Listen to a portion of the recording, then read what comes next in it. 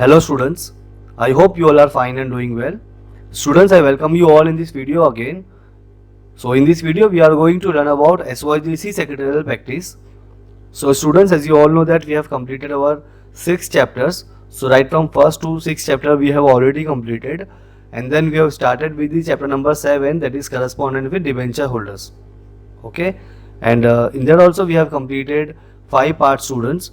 So in our today's video students, we are going to learn about redemption of debentures, one of the important letter. तो इसके आने के chances बहुत ज़्यादा होते हैं. So first I always say that you should understand the basic things. So first you should know what is the meaning of redemption. Redemption means what? Repayment. Simple C language में अगर इसको हम लोग बोलेंगे तो repayment. That means suppose I am the company and you are my investor. आपने मेरी company का डिबेंचर परचेज किया, दैट मीन्स आपने कुछ पैसा मुझको दिया होगा. सो वो उसको हम बोलेंगे प्रिंसिपल अमाउंट. से एग्जाम्पल आपने मुझे 1 लाख रुपीज़ दिया था, that is called principal amount. वो 1 लाख रुपीज़ मैंने प्रॉमिस किया था आपसे at the time of taking off money कि मैं 5 ईयर्स के बाद में I will repay your amount. That means you are investing your money for a period of 5 years. आपने अपना पैसा इन्वेस्ट किया 5 साल के लिए. So as a company it is my responsibility that I should repay the amount at the maturity time. तो maturity का मतलब होता है जैसे ही मेच्योर हो जाएगा, 5 ईयर्स कंप्लीट हो जाएगा, उस टाइम पे मुझको आपका पैसा आपको रिटर्न देना होगा. इसी का मतलब होता है रिडम्पशन. ओके, सो से एग्जाम्पल आपने मेरी कंपनी में जो पैसा इन्वेस्ट किया था 5 साल के लिए, अब वो 5 ईयर जो है वो कंप्लीट होने वाला है. तो जैसे ही कंप्लीट होने वाला होगा उसके पहले, उसके कुछ डेज पहले एज अ कंपनी मैं आपको इन्फॉर्म करूँगा दैट जो पैसा आपसे मैंने लिया था वो उसका रिडम्पशन का टाइम आ चुका है. So I am going to repay your amount. Okay, so इसका मतलब होता है यही सिंपल सा इसका मतलब है redemption of debentures. So let's see and learn what is given in your book now. So letter of redemption of debentures is issued to the debenture holders whose debentures are to be redeemed after the specific period. Okay, तो ये letter किसको जाएगा? To the debenture holder. Okay, a debenture redemption reserve fund DRRF is created by the company for the purpose of redemption of debentures. So ये हमने basics में भी सीखा है that if a company is going to redeem the debentures, so company को एक account open करना होगा, that is called redemption debenture redemption reserve account, that is fund. Okay, तो DRRF इसको शॉर्टकट में हम लोग बोलते हैं. तो ये अकाउंट आपको ओपन करना होगा, मतलब कंपनी को ओपन करना होगा, एंड इसमें से company will repay the amount to the debenture holder. चलो आगे कंटिन्यू करेंगे. Debenture redemption form is send along with this letter. सो ये एक इंपॉर्टेंट चीज होती है that when a company is going to send the letter, so along with the letter company is also send a form जिसको हम लोग बोलते हैं डिबेंचर रिडम्पशन फॉर्म.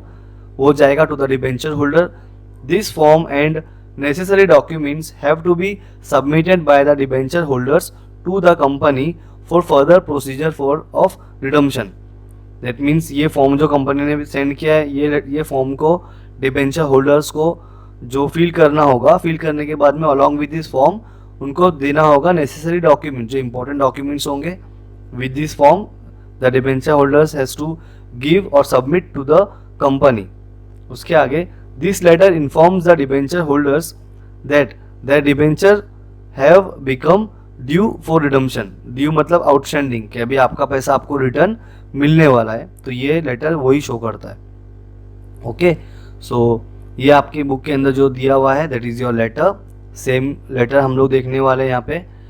सो अगेन सेम चीज़ दैट आपको बेसिक जो है वो पता होना चाहिए, आपको फॉर्मेट पता होना चाहिए. फॉर्मेट के लिए चैप्टर नंबर 6 पार्ट 3 में मैंने वीडियो अपलोड किया है, वहाँ पे मैंने बेसिक फॉर्मेट जो है वो डिस्कस किया है about the letter. So if you have not watch that video, so I request you to please go and watch that video so that you can understand the formatting. Right, so let's start now. So हमने क्या सीखा था? First में हम लोग लिखते हैं name of the company, address of the company and CIN number of the company.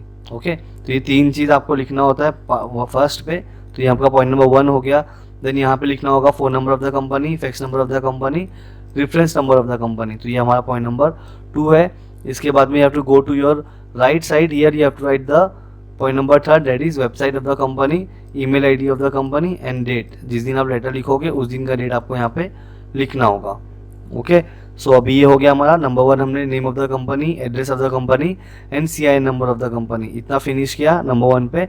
Then you have to go to your left side, here you have to write the phone number of the company, fax number of the company and reference number of the company, जो कि आपका dummy होगा. Dummy मतलब आप यहाँ पे कोई भी नंबर लिख सकते हो, ज़रूरी नहीं है कि यहाँ पे जो आपको दिया हुआ है सेम टू सेम आपको लिखना है, आप खुद से भी नंबर्स लिख सकते हो. देन पॉइंट नंबर 3 पे हमने लिखा about website of the company, email ID of the company and date. Okay, इतना होने के बाद में after that you have to leave one line again. So after reference you have to write the name of the receiver. यहाँ पे एक लाइन छोड़ना है आपको, here you have to leave one line. Then you have to write name of the receiver Mrs Asmita Malpani. Then address of the receiver, address लिख दिया. After address you have to leave one line, then you have to write the subject you will get from the question, that is redemption of debentures. So very simple. So after subject again you have to leave one line, then you have to write the dear madam. आपने यहाँ पे female person का नाम लिखा है, that is why यहाँ पे हमको लिखना होगा dear madam. यहाँ पे अगर आपने मेल पर्सन का नाम लिखा होता तो हम यहाँ पे लिखते हैं dear sir. ओके, तो ये डिपेंड होगा आपका नेम ऑफ द रिसीवर के ऊपर. Now after dear madam, dear sir, then we have to go to the main part, that is body of the letter. Okay, तो नंबरिंग देख लेते हैं फिर से. तो 1 पे हमने ये लिखा, 2nd, 3rd और 4th पे हम name of the receiver and address of the receiver लिखते हैं, और 5 पे हम लिखते हैं about the subject. Then point number 6 हमारा होता है salutation, that is dear sir, dear madam, respected sir, respected madam. And then point number 7 which is very important, that is your body of the letter. Okay, तो ये एक main part होता है जहाँ पे आपको ज़्यादा मार्क्स होते हैं इसके ऊपर. Alright, so again at the time of writing of the letter you have to consider yourself that you are the secretary of the company and then you can write the letter. Okay, so this is start करेंगे अभी. This is to inform you that 1,10% non convertible debentures issued in May 2014, मतलब 2014 को हमने एक debenture आपको issue किया था. 10 lakh debentures है, 10 lakh, 1 second, 1 lakh debentures of 10% non-convertible debentures issued in May 2014 को हमने इशू किया था, are due for redemption on 12th November 2019. अब यहाँ पे 2 डेट है, आपको एकदम ध्यान से देखना पड़ेगा.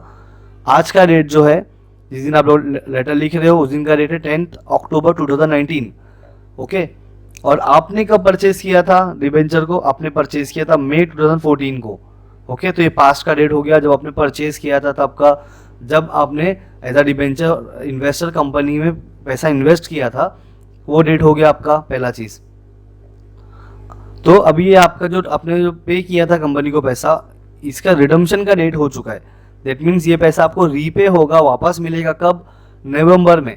तो ये आएगा फ्यूचर का डेट, मतलब आगे पे करने वाले हम इनको, इनका रिडम्पशन का जो डेट है वो ड्यू होने वाला है 12 नवंबर 2019 को. ओके, सो ये आई होप समझ में आया होगा. अक्टूबर के बाद में आता है नवंबर, तो नवंबर का डेट आप फ्यूचर का डेट यहाँ पे लिखोगे क्योंकि फ्यूचर में you are going to repay the amount according to the board resolution number 3462. Board resolution number means what?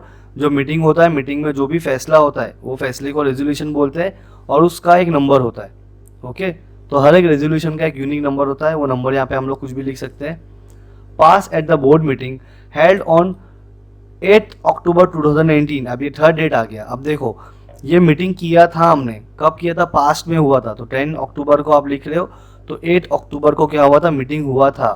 Okay, debenture shall be redeemed out of redemption reserve fund of the company. तो जो हम लोग आपको पैसा repay करने वाले वो DRRF के अकाउंट से पे करने वाले, that is debenture redemption reserve fund.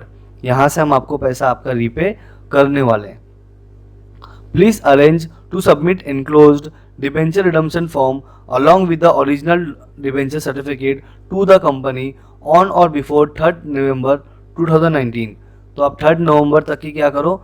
Debenture certificate and debenture redemption form जो हमने भेजा था आपको, और आपके जो नेसेसरी डॉक्यूमेंट्स है, इंपॉर्टेंट डॉक्यूमेंट्स है, वो सारे डॉक्यूमेंट्स कंपनी को आप सबमिट करो ऑन और बिफोर, यानी 3rd नवंबर को करो या उससे पहले कर दो.